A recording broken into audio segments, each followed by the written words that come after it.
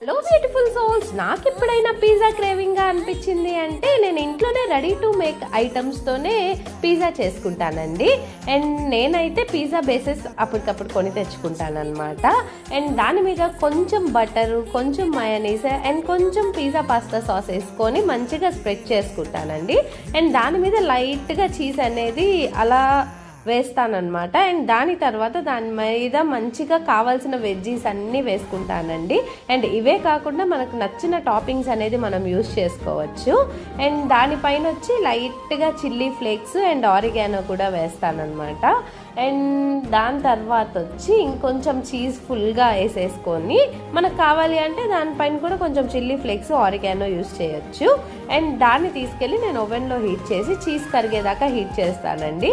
And pan మీద కూడా చేసుకోవచ్చు అనమాట. లైట్గా కొంచెం బటర్ వేసుకొని మనం రెడీ చేసుకున్న పిజ్జా బేస్ అంతా పెట్టేసుకొని మూత పెట్టుకొని సిమ్లో పెట్టుకొని చీజ్ కరిగేదాకా ఉంచుకుంటే అసలు చాలా బాగుంటుందండి.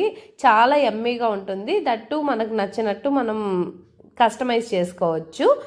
మీరు ఎవరైనా ఇంట్లో పిజ్జా ట్రై చేస్తారా అండి? ట్రై చేస్తే మీరు ఎలా ట్రై చేస్తారనేది నాకు కామెంట్లో పెట్టేసేయండి.